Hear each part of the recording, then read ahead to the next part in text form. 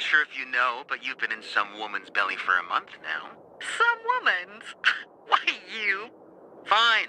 You should be resting, Mommy, because you shouldn't be getting so worked up in your condition. Come on, you have to take this seriously. Okay, seriously. Alice, I'm talking to you from the year 2021. Your birth is 5 months away. Now, we wanted to record this memento for you so you'll have something to look back on. And let me tell you, we're looking forward to meeting you. You know, we've been trying for a couple of years. You know, there were complications. And as a policeman, I worked very long hours. When we found out we had finally been blessed with you... Better stop for now. Frog in my throat. Better not tell your mom, because since she got pregnant, she's had a hankering to eat strange things! What's that, hon?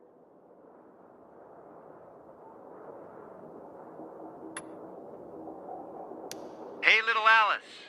I know it's bad manners to mention a woman's age, but sorry, you're really getting up there. You're 6 months old. And I managed to wrangle 3 days paternity leave away from the station, which these days is a rare gift, trust me. We went to a park today. Your mom found it extremely funny to splash me with the water from a fountain, repeatedly. I have a feeling you'll be just like her. I hope so. Maybe you'll have more patience with idiots than I have. At the park, we met some self-righteous jerks. They said we shouldn't have brought you outdoors. You could be exposed. Come on, honey. They were just showing their concern. These are scary times for some people. See what I mean, Alice? Mommy is way more a people person than I am. I really do hope you take after her. Your daddy is more the crotchety type. Don't listen to him. Your daddy's a marshmallow. Alice, I'm gonna be honest with you. Hopefully, by the time you get to hear this virus thing will be ancient history. But you, baby, you are your mom's and my future. And we love you. And that's all you need to know. So there. Dennis, they're in the streets again. Another protest. Ignore it, honey. My buddies at Riot Control will handle them. We want truth! We want truth!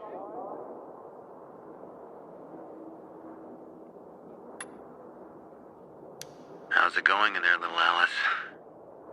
Still dark, I'm guessing. Believe me, you're better off in there than out here. I got special orders now. We're supposed to monitor people's temperature, isolate them if they're hot. They're building these checkpoints throughout the city. Command keeps saying it'll all be okay. And that's what I tell people out there. But I don't know if I believe it myself. How could it be okay? There's a cover-up going on. They faked the data about the virus's spread. Don't go down that rabbit hole, honey. You'll get yourself worked up again. I suppose you're right. Okay. I think I'll go and lie down for a while. And what your mom really needs is a night out. Maybe a nice dinner. But everything's closed. People had work one day, none the next. It's gotten real tough out there. Even as a cop, I understand why people are taking to the streets. I'm trying to stay afloat, me and your mom.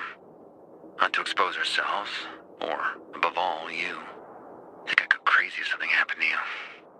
And your mom, she's so stressed out. They sing, "You are my sunshine," to cheer her up. Because she is my sunshine. And you'll be our shining star. And together, you and your mom will drive away the shadows. That I have faith in. 2 months until your arrival. We'll be all right, little Alice.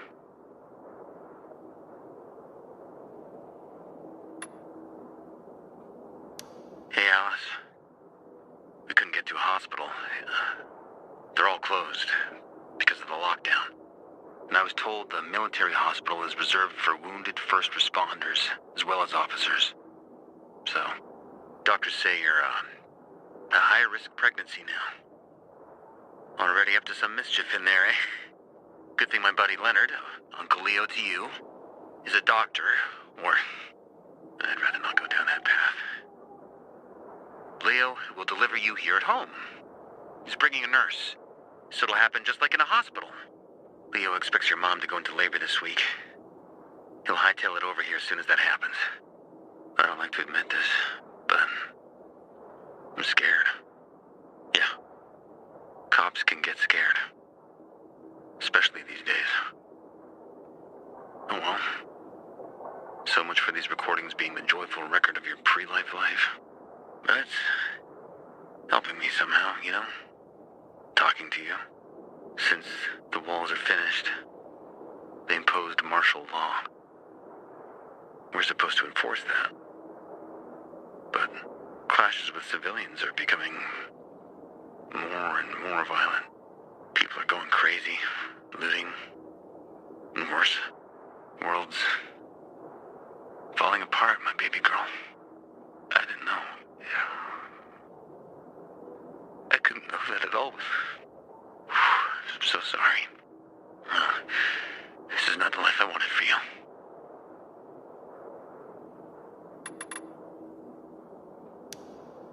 It's January 7th, 2036.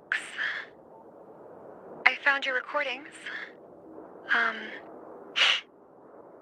I understand why you hid these from me. I was sad when you said this wasn't the life you wanted for me. You don't regret that I lived, do you? No. Of course not. I mean, sure, life is complicated. We just moved for the 10th time. We had to kill Rex. And then, you know, Mom died. But hey, I've got all my limbs. I have enough food to eat. I have friends. I have you. And after 14 years of zombie shit, I think I turned out all right. I see every day how hard it was for you, and how you try to make life better for me.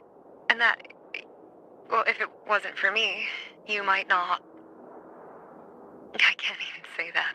I don't know what life used to be like. I only know the world as it is now. And I just want to tell you that, well, I don't know, that I'm happy to be alive, you know? And that I'm grateful for that. Anyway, I'm recording this for posterity, so they can learn from my mistakes. To warn all who follow about the worst of plagues. And I am not referring to the virus. I was born into a very religious family. My earliest childhood memories? Prayer. Every morning and every evening. Knees scraped from constant contact with oak floorboards. When I grew up, I had a very hard time. I was lonely. I suffered. Despite my upbringing, I turned to religion for solace. It gave me the answers I sought. That I came to realize my father had tried to give me. To endure bullying is to earn heavenly rewards. God was my best friend, my only friend. I talked to him every day, and I believed that he listened to me and answered and loved me too. I felt like I owed him a debt. That's why I enrolled in seminary. I think I became a fanatic in a way. The urge to spread his teachings, convert others.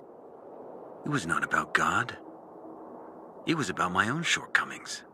It was about me. There was something unhealthy about it. And dangerous.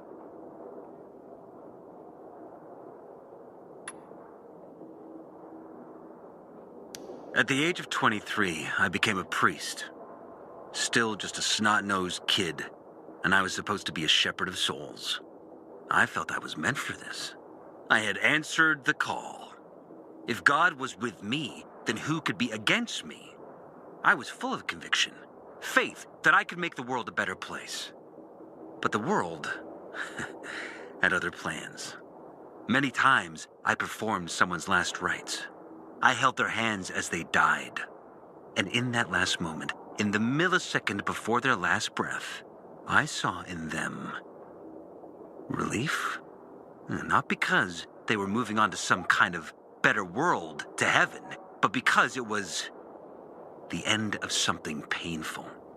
They could finally bow out of the futile and exhausting dance of life. Their chore of living would be over. Their suffering would end. It was something completely incomprehensible to me. How can a person reject the gift of life? To accept death joyfully? For a person as strong as me, this was something very disturbing. Or maybe they knew about something that I had not seen? Did they see it in their last moment? This was the first crack in the edifice of my faith.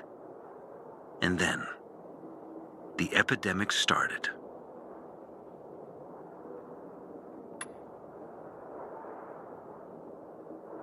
There's a term for what came next. A crisis of faith. And with me, it started long before the epidemic. But when people started to turn into monsters, when city after city was eaten by darkness and poison, I started to wonder, where is God? Is he putting us through a trial? Or has he abandoned us? When Black Monday came, I no longer had any doubts. There is no God. There never was. Because of the THV Genmod bombings, 2 million people lost their lives. The streets carpeted with human corpses. What God would allow that? He would have to be infinitely cruel. Of course, other so-called men of the cloth offered nonsensical observations. That this was the will of God. Punishment for our wickedness. That Colonel Williams himself served as the hand of God. But that didn't matter anymore. The curtain had been torn off. People lost their faith. Because what were they supposed to believe in? No one wanted a God like that. And in that moment, to my own surprise, I felt free. As if I were a puppet who finally cut the strings that controlled him since birth. Free at last.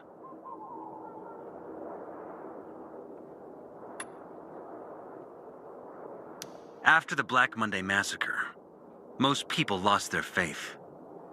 So did I. But it only took a few years before some people started to form cults that adapted elements like old deities and pagan faiths. They even started performing sacrifices, thinking someone would send them rain. People need shackles. They want to be controlled, lied to. They want someone to tell them how to live, what to do and what not to do. They prefer this to taking responsibility for their choices. Some researchers think religion is a linguistic virus that alters brain function and suppresses the ability for critical thinking. I repeated the same trite phrases for years, not thinking for a second about what I was actually saying. And what I was saying was mostly about instilling a feeling of guilt. It all dripped in evil, punishment, penance. Disgusting, oppressive baggage pressing you down into the dirt. But I tossed it off, as did thousands of others. The epidemic was a tragedy, but also a tremendous opportunity. An opportunity to fully free oneself from the bonds of religion. To stop believing in fairy tales and instead believe in yourself. That's what Francoise used to say, and I supported her vision. I joined her movement. Together, we can create a new community based on reason, mutual respect, empathy, and cooperation. One with room for everyone, including you. Captain Posner to Colonel Williams. Status report for Monday, December 16th, 2024. One of my men needed a doctor immediately, so I hurried to the nearest garrison led by Major Matt. It seemed the wisest course of action, all things considered. The squad doesn't know I'm working on a morale assessment. The news of General Pratt's death had little emotional impact on the men. They did not respect him, believing that he had lost control of the situation a long time ago and was unable to make difficult decisions. They have a lot of respect for you, sir. I've also spoken to Major Matt, but he's hard to read. He avoided mention of you, and that's significant. He has a group of loyal soldiers who are at his beck and call. He clearly revels in his power, and exhibits the behavior of a man who will always seek more power. Can you count on him? I will find out in the coming days. Captain Posner to Colonel Williams, status report for Friday, January 3rd, 2025. As ordered, I continue my observation of Major Jack Matt. He's an efficient commander, greatly respected by others, and he runs a tight ship. When informed of a possible THV Genmod bombardment, he reacted with great agitation. He considers it too risky, not believing that this could be the last chance to save the city. Your concerns about whether we can rely on him seem justified. Matt gives the impression of being unpredictable and without due respect for chain of command. He barely conceals his dislike of you. I got some of his soldiers drunk and questioned them. Apparently, Matt thinks you've stymied his career. I don't know what happened between the Major and you, Colonel, but Matt has a deep grudge against you. Not only is this unprofessional, it could also be dangerous. Captain Posner to Colonel Williams. Status report for Monday, January 6th, 2025. Colonel, the bombing ended tragically. We're talking thousands, possibly hundreds of thousands dead. Something unexpected occurred with some of the infected the THV Genmod was meant to eliminate. After initially appearing to be neutralized, many began to rise. We shot them. Returning to the nearby outpost to restock, we found the ammo rack destroyed. I found Matt and a handful of his men. The rest died in the bombing. Matt claims that he received no orders from you. He's furious, apoplectic even. Colonel, why weren't they evacuated? What happened here? Captain Posner to Colonel Williams. Status report for Monday, February 10th, 2025. Major Jack Matt's rebellion is gaining momentum. A large number of soldiers have deserted and joined him. They think that you intentionally neglected to inform Matt of the evacuation and left his squad to die. They don't know that Matt, according to my investigation, ignored the order and is responsible for the tragedy himself. And he certainly doesn't want anyone to know about it. Needless to say, the civilians hate us. The attacks are led by Juan Rayner, who has named his group the Revolutionary Committee. Rayner and Matt are joining forces more and more. The ongoing fights can already be described as a civil war. Old Villador has become their main arena. We have already lost a lot of good men. The morale of the others has bottomed out. They have to fight against men who were, until recently, their brothers. You're right. The only way to stop this is to put Matt down as quickly as possible. I'm on his trail. Captain Posner to Colonel Williams. Status report for Wednesday, May 7th, 2025. Jack Matt's men have regrouped and set up their main base on a container ship in Central Loop. They've started calling themselves the Peacekeepers. Matt's created his own hierarchy and bestows his own military ranks.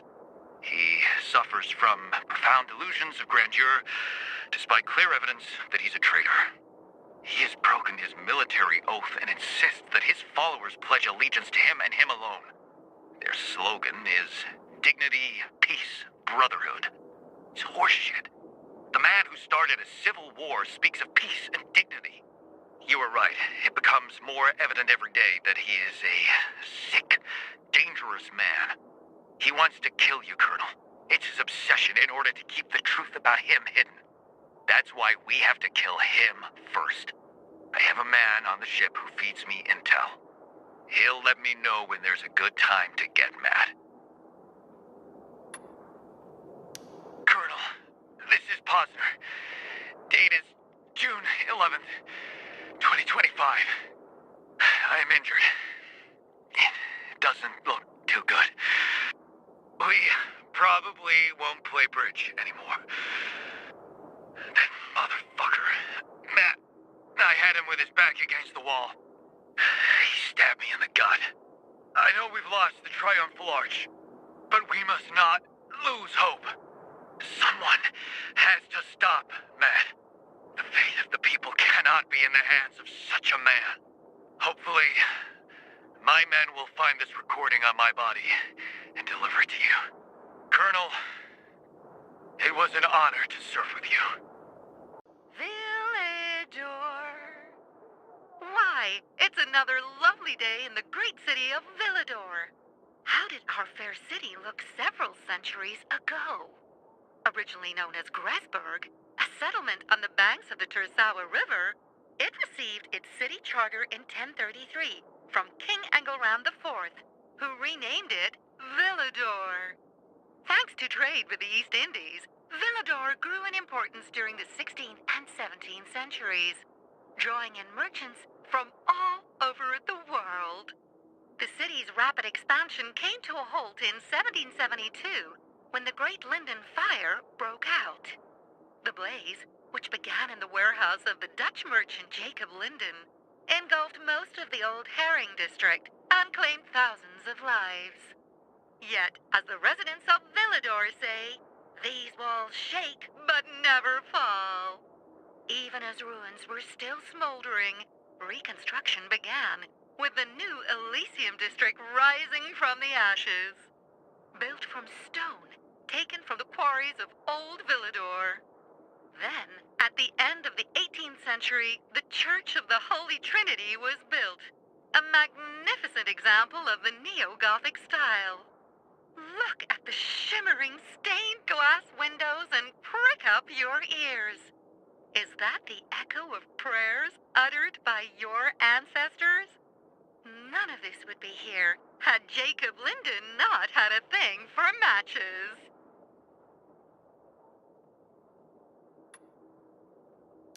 Villador. Tell me, pilgrim, do these ancient walls not whisper their sacred history into your very ears? St. Paul's Cathedral is, along with Orla Castle, the oldest building in the city. It originated in 1010 as a Christian church that was built on the site of a former pagan temple. Subsequent work continued to expand the church, which became a cathedral in 1207. Its catacombs host many holy relics, including a toe from the left foot of St. Paul. This made the cathedral a popular Christian pilgrimage destination. In 1444, another relic, a finger from the apostle to the Gentiles, was stolen. Eventually, the cathedral's popularity began to wane, until it acquired a molar of St. Paul's. The cathedral briefly regained its status, only to see its pilgrimages decline steadily once more. Finally, after a 100-year period, the finger of St. Paul was recovered, and the cathedral was again able to attract thousands of faithful.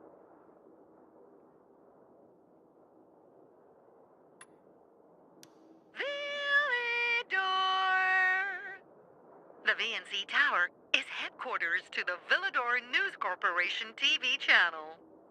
Measuring 310 meters in height, it is one of the tallest buildings in Europe.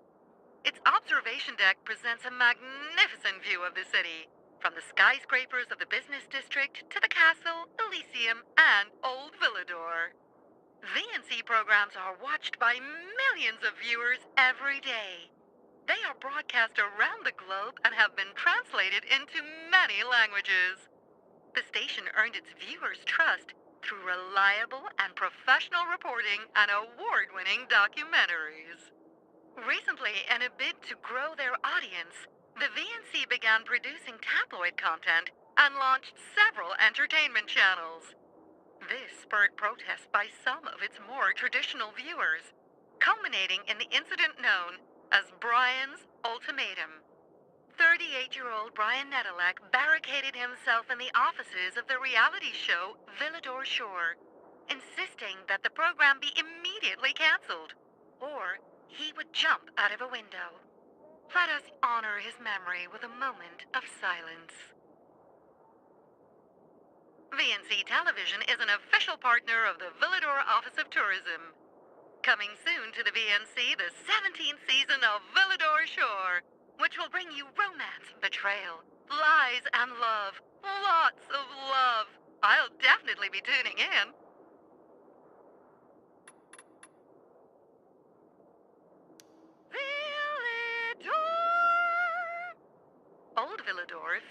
the epitome of traditional urban architecture and atmosphere.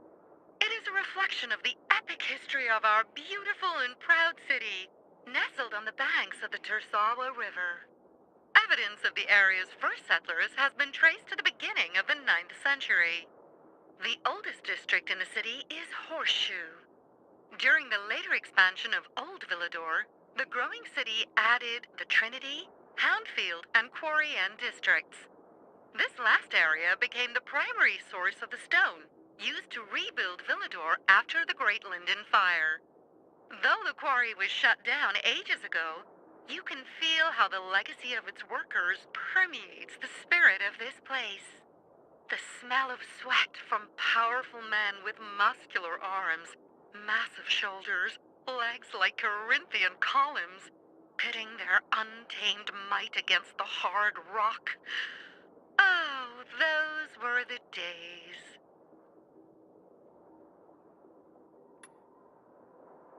Villador!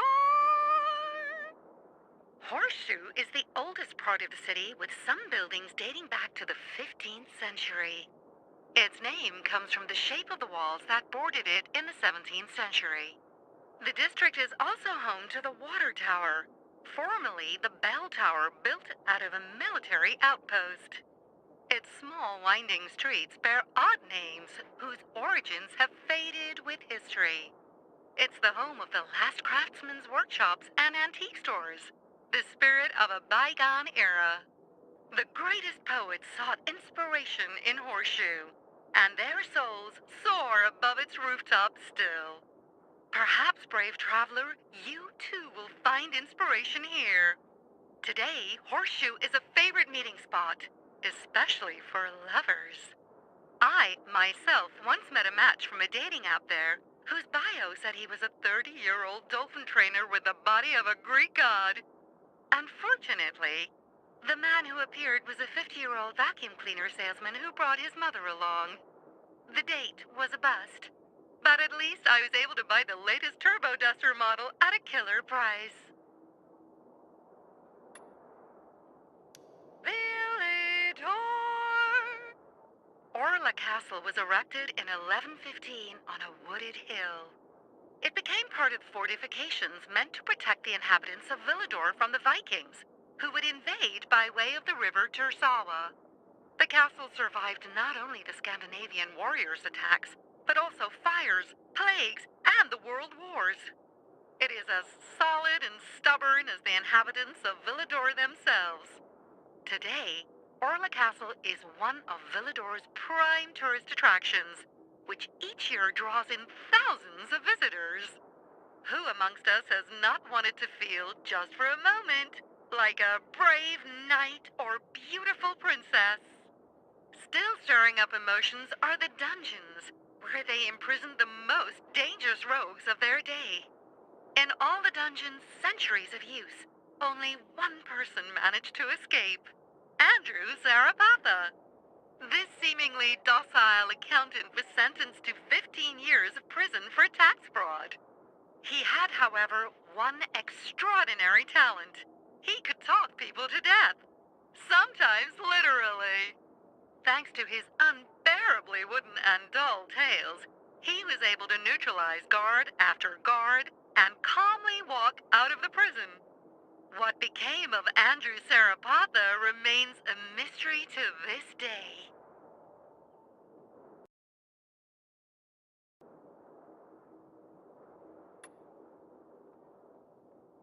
What's with the radio silence lately, Honey Bunch? Could send a postcard at least. Or some panties. Do you, wear panties in heaven? God, I miss you. I'm sad you couldn't watch us build the canteen. The opening shindig we just had. The guys think we're onto something here. I love them.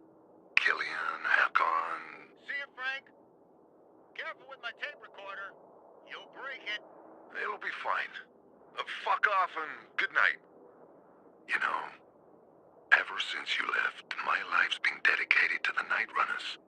People been talking shit about us since the army booted us out.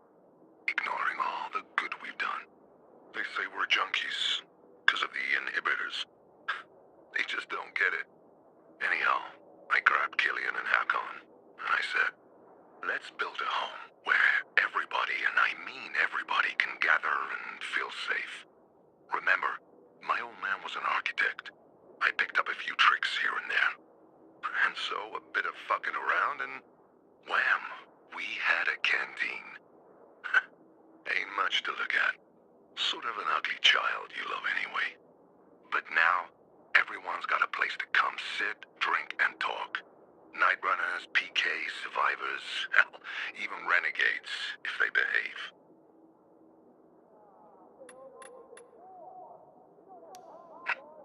Well, honey bunch, haven't heard from me in a while, have you?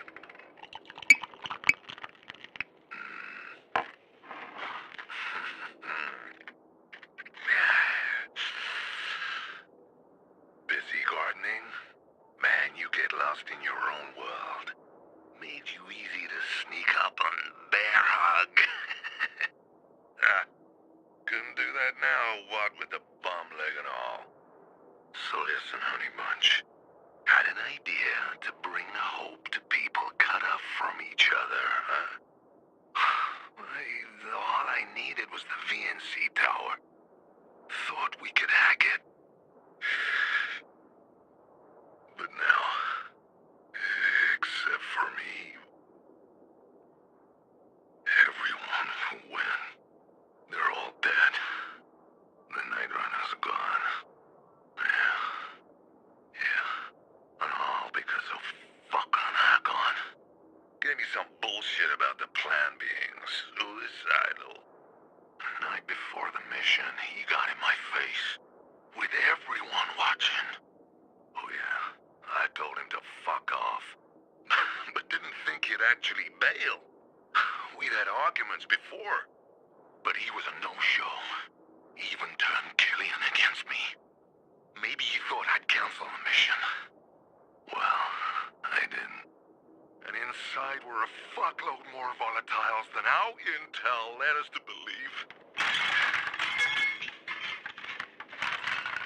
We could have brought everyone together. Everyone. Even the PK. But it just proved to Matt we were junkie losers like he'd been saying. Everything I'd fought for. The Night Runners bringing hope to people, uniting the factions. All lost.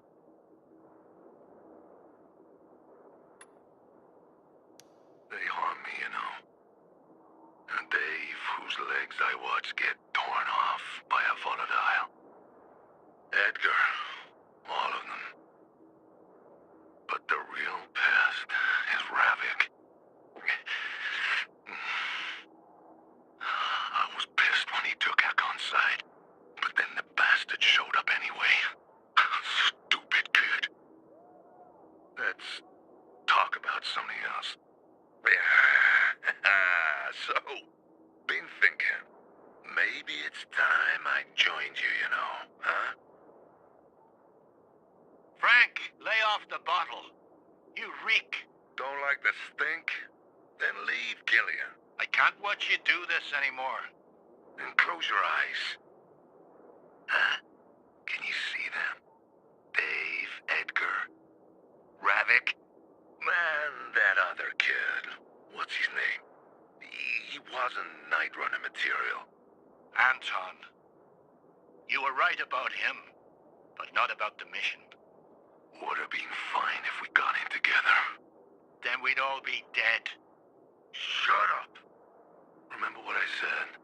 By doing this, we agreed to die. There are more important things than living, huh? Not everyone will understand it. They don't have to. We face death solemnly. This is the way from darkness to light. Load of fucking garbage. Frank, get over yourself. And Ravik. What's done is done. Out of my fucking face, Killian. I never want to see you again. I'm a moron.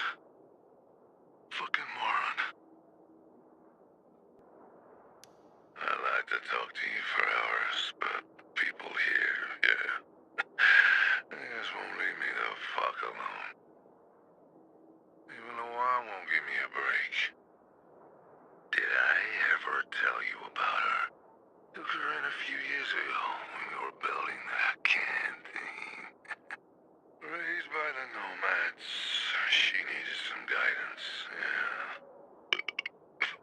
I taught her what is right and what is wrong.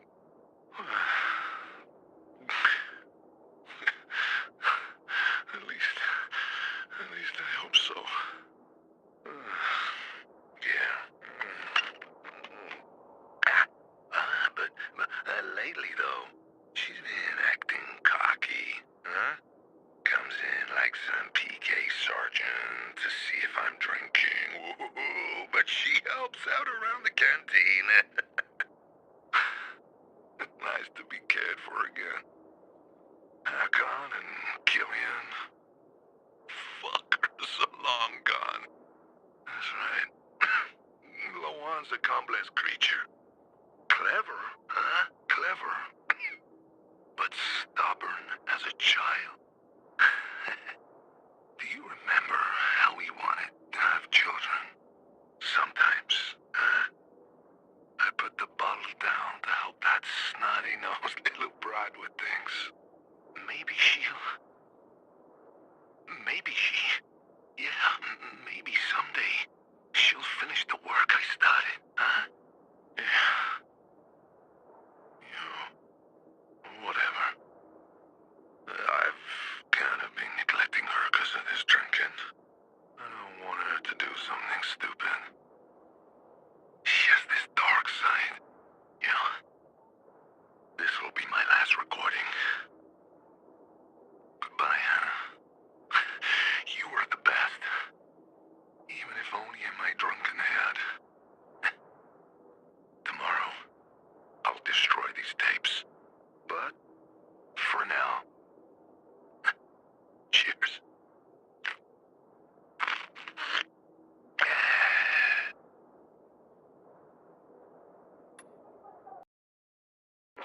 Generators activated.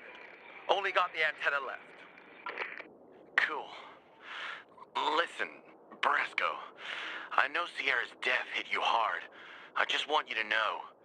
You can always count on me, man. Brasco! Did you trip on something? Man, you didn't fall into that fucking pit, did you? He slept. Who the fuck are you? I told him to be careful. Didn't even have time to thank him for activating the generators for us. Fuck!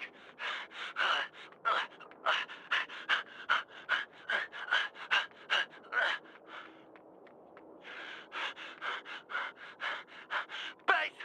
Reinforcements! The renegades took over the radio station!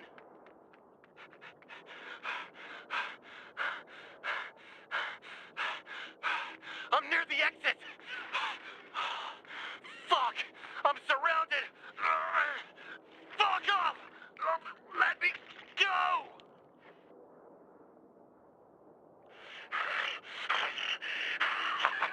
Hey! This radio of yours work? I'm talking to you, PK scum! This radio station is now property of the renegades. How about we air a show for you, huh? Here, listen to our latest jingle.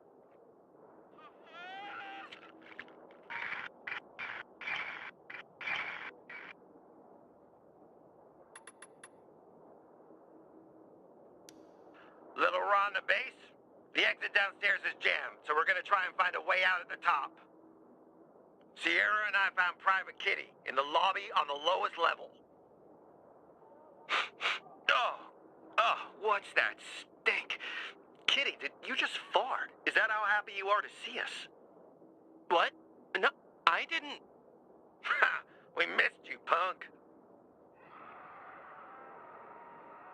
Did you hear that? We better get our asses out of here. Admit it, Sierra. You're the one who farted and tried to blame me. Did you? What the fuck was that? I don't care! To the stairs! Mate, there's a swarm of biters chasing us. We lost Kitty in the lobby. Run! I'm on the second floor. I'm one down from you, right by the door. I'll be right up. Ah! Run! Keep going, Sierra! Fucking many of them! You coming? Ron, are you up here? Ron, is that you? No, no, ah, ah!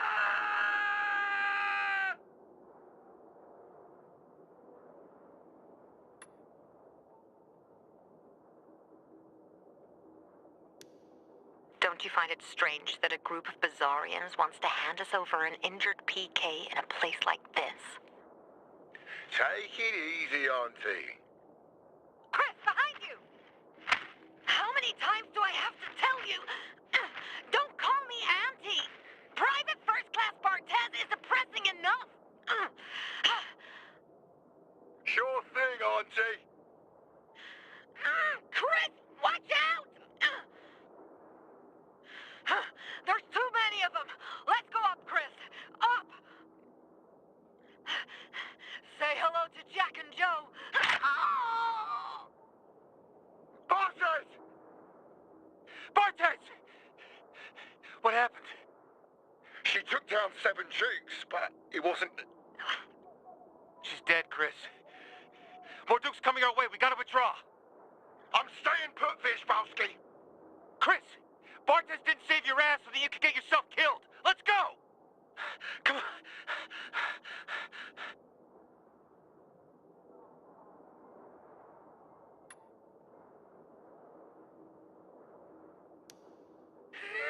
To Sierra and Brasco! To little Ron and Bartez. Here's to Nemechek. Lieutenant Rowe, with all due respect, but Nemechek was a disgrace. Don't talk like that about the dead, Wierzbowski. We officers are taught that when a PK is sloppy, you have to harden them. And that day, when Nemechek overslept for maneuvers, I sent him to the old brickyard for a night shift. Knowing he could die. Yeah, Chris. And I couldn't fall asleep that night. At 4 o'clock, I ran to get him. But it was too late. I left him on his own, and I've never been able to forgive myself. Now you understand why I train my unit differently from others.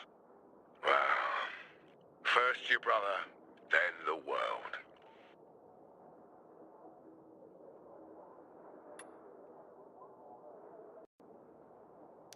My name is Anton Novak, and I'll be a fucking legend! Sorry. I couldn't help myself. I'm recording this for you, Pops. You wanna hear a secret? When you do, I bet you'll be ashamed of yourself. All my life, you told me I wouldn't amount to anything. But then I became a PK. What'd you do? Called me a traitor. Then Dad explained that the PK don't give a shit about us. The people of the bazaar. Thanks for the vote of confidence, Pops. There ain't no one I don't give a rat's ass about, Pops. I'll show you what I'm made of. Today, some guy I didn't recognize approached me.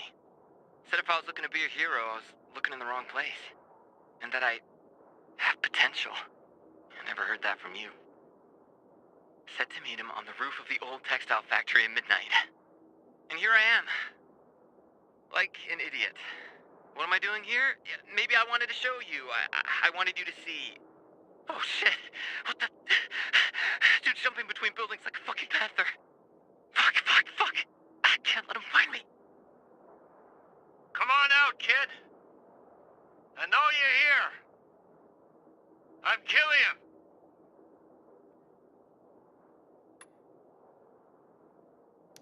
Hey, Pops. I just got back from training with Killian. Says my body's gotta be strong enough for the first shot. I don't know what the fuck that's all about, but Killian's a great guy. Kind of a taskmaster, though. Been keeping me at arm's length. I don't think he entirely trusts me because I was a PK. All I know about them is they are night runners. Yep, them. The ones people are talking about, Pops. They help people. They fight bandits, clear areas of virals. Now, they really believe this world can be restored. And I'll be one of them. You'll see.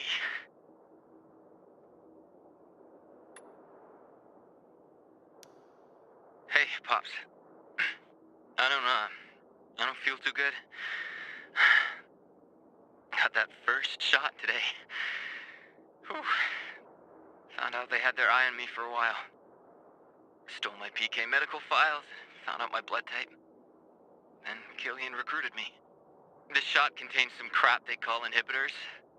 A blend of antizin and a THV derivative. They say it kills 95% of people who take it. That's why only a handful become night runners. The chosen ones. The survivors, they mean.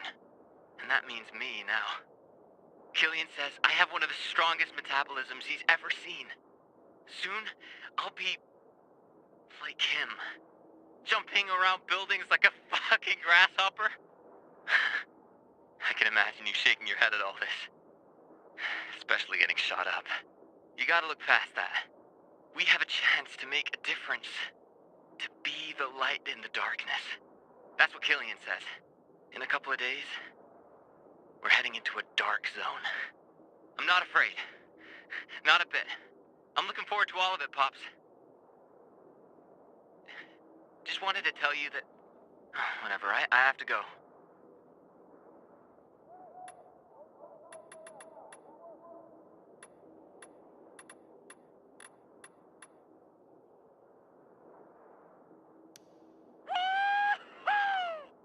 I feel amazing! I can run faster, jump higher. I feel as strong as an ox. No, a fucking volatile. Killian says I handled the first dose really well. Now I gotta undergo 100 days of training. He introduced me to the others. I met Frank, our leader, and... I fucking talk too much. Killian officially became my training mentor. You'll hear about me soon, Pops. I'm gonna be a fucking legend!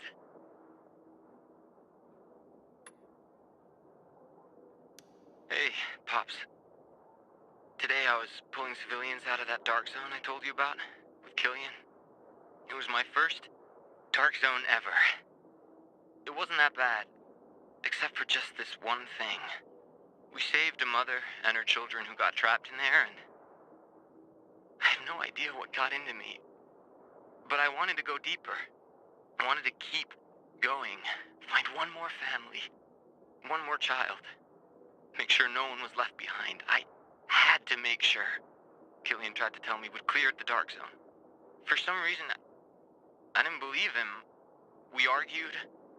Middle of it all, a fucking viral jumped on my back. I thought it was... I'm alive only because of Killian. I wish I could talk to you about this.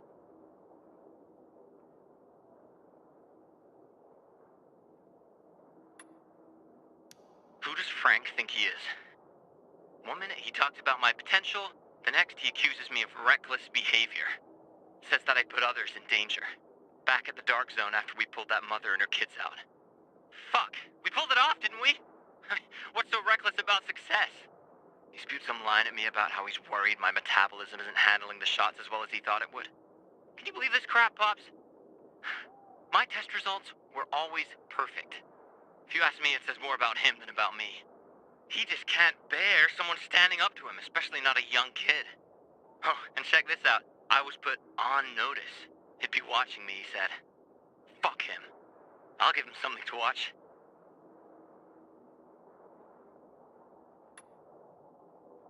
Hey, Pops. I'm just coming. I'm about to join the others. Frank gathered everyone. We're supposed to take the station and commandeer its broadcast capabilities. What fucking floor are they on? Actually, I won't lie to you.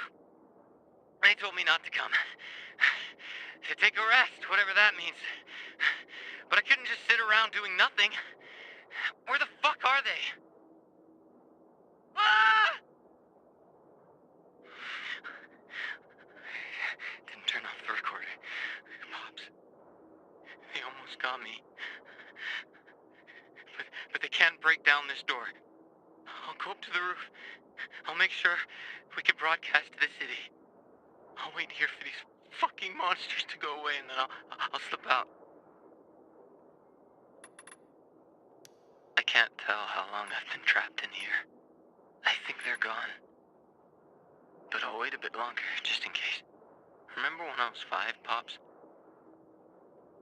And you took me to the lookout tower? When we got to the top, I was so proud that I made it. I was so exhausted I could hardly breathe.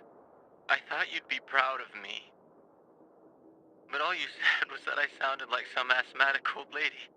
I'm scared, Pops. Frank was right. I shouldn't have come here. But I wanted to show you that I wasn't the weakling you always told me I was. Okay. The volatile's gotta be gone by now. Yeah. The coast is clear.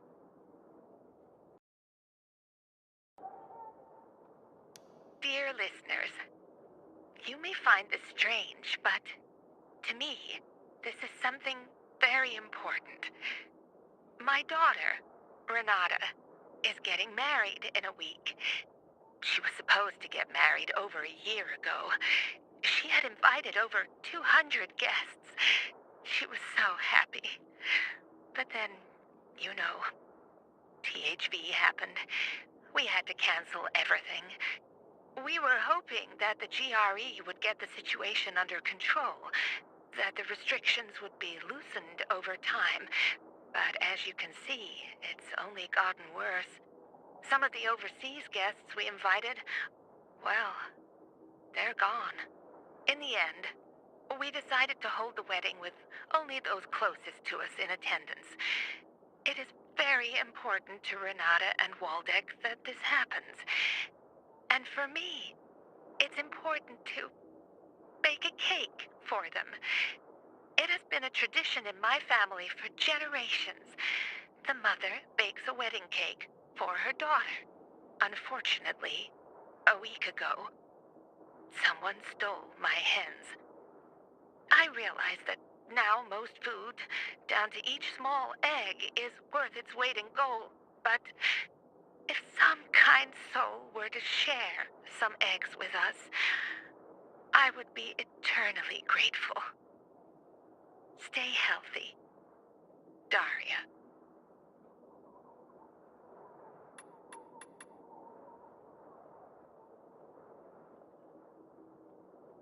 Hello, my dears. I hope you are holding on in these difficult times. You're healthy and safe, I trust. I am. Life over the past 77 years has tried to kill me, time and again. I guess I'm immortal. I live alone in a large house. My beloved wife, Valerie, passed away in 2018. Actually, I'm glad she died then, so that she didn't have to watch the planet go to hell. I have a son, Daniel, who lives with his wife and my 3 granddaughters in Berlin. But I haven't been able to contact them for months. I'm afraid that they have turned, though perhaps they have gone somewhere and simply have no means of communication. Anyway, if any of you are spending this Christmas alone, I have a large pantry still full of preserves made by my Valerie. And I'm a pretty good cook. Perhaps someone would like to keep me company. May the Holy Child's grace shine upon you. God bless. Hello, my crazy crew. This is Seba. I have an amazing opportunity for you. A 3-year subscription to the most popular VOD service, whose name I can't say here, but you'll know it when you see it. For half price, and it's the full premium package. Add on to that a collection of the most popular lifestyle shows, including Lobster in 100 Ways, The Travel Channel, and Private Oases of Luxury. I don't think I need to mention a couple of adult channels. Access to all the latest blockbusters in 4K and HDR. Sure, there hasn't been a lot of new production lately, but that virus is going to peter out, just like the one before it. Stop thinking about it, just go for it, because I got a lot of people who are nibbling at the hook already. This special offer won't last long. Act now, and I mean right now, and I'll throw in a massage chair as a bonus, in gently used condition. Come on, give me a call now, or you'll be kicking yourself tomorrow. Hi, it's Clara. And Adam, we feel a bit silly talking about it, but we're looking for teaching aids. Pretty specific ones.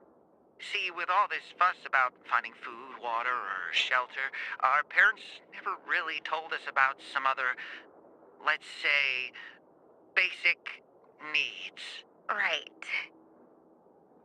Anywho, we heard that older generations had all sorts of fun ways to satisfy this need.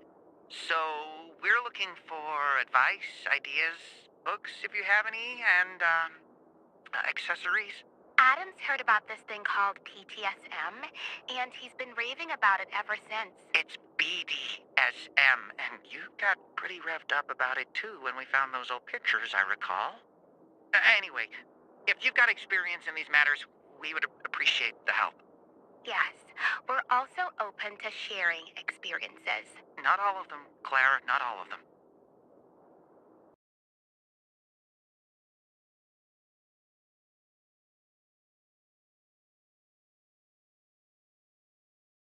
It's just past 8, June the 14th, 2022, and you're listening to Villador News.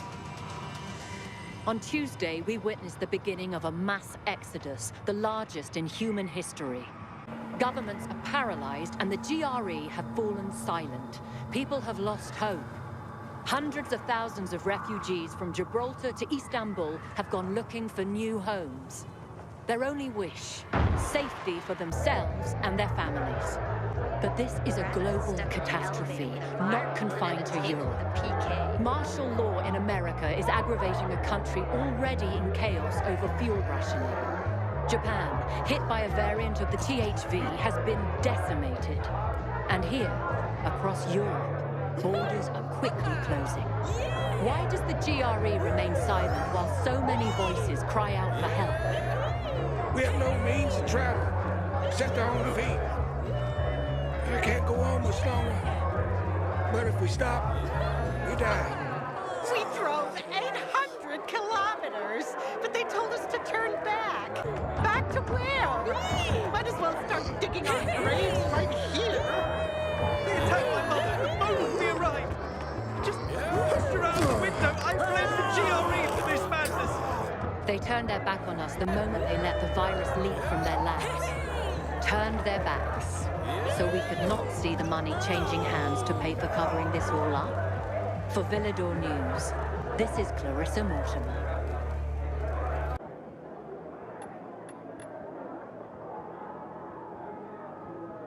It's just past 8, March the 13th, 2023, and you're listening to Villador News. Today saw the first meeting of the so-called Council of Mankind, comprised of the GRE and representatives of 6 countries and their militaries. France, Russia, the United Kingdom, Italy, Germany, and Sweden formed a tripartite government. The Council also declared... Excuse me. That Villador is the only safe city remaining in Europe. Further, the GRE pledged to dedicate all their resources to ensure the survival of the human race. Within an hour after the council meeting was adjourned, a wave of immigrants started to surge towards Villador from across Europe. Are we ready for such a massive influx? I spoke with General Pratt. Of course. Things may be a bit chaotic at first, but we'll find room for everyone. Excuse me, I'm being summoned. That Europe's governments and the military find the GRE trustworthy given the circumstances is confounding. Perhaps this is why the GRE revealed the existence of Genmod, a purportedly lethal bioweapon in the fight against THV. Dear listeners, in spite of everything, I believe we can all rest easier tonight with reason to hope. For Villador News, this is Clarissa Mortimer. It's just past 8, March the 6th, 2024, and you're listening to Villador News. I'm Clarissa Mortimer. Tragic news from the old Villador this evening. At noon today, skirmishes between civilian populations and the army escalated dramatically when soldiers opened fire on protesters just by the World Art Congress monument on Mill Street. 55 people were killed. 11 are in critical state at the St. Joseph Hospital. At 3:30 this afternoon, General Pratt declared martial law in response to the tragedy. We've received numerous reports from frightened citizens of soldiers going door to door.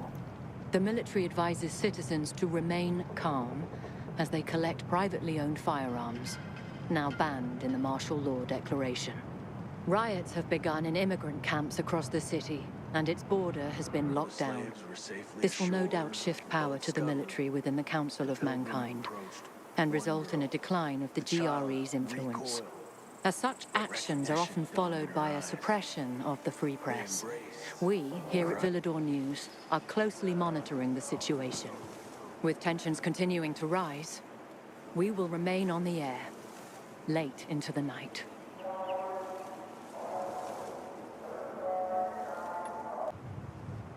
It's just past 10, June 20th, 2024, and you're listening to Villador News. Ladies and gentlemen, a few hours ago, telephone service was suspended across the city. This comes in the aftermath of information that we have uncovered yesterday evening. Listeners, while I do not wish to contribute to the panic gripping our city, it is my duty, as it always has been, to tell you the straight truth. By telling you this truth, I may be placing a target on my back. So be it. And now, without the consent or approval of anyone around me, and taking sole responsibility for the consequences, I will now reveal this horrible truth to you, the people of Villador. Clarissa, stop! They're here! They have guns! The authorities are no longer in full control. The recent martial law declaration was not about restoring order. It was to contain THV. There has been an outbreak within city limits. And a cover-up of that outbreak, the so-called sorting centers are used as mass graves by the army. Clarissa Mortimer, come with us! General Pratt's soldiers have entered our studio. As I warned, the military is trying to muzzle the press. You! Turn this off right now! Don't touch me! I repeat,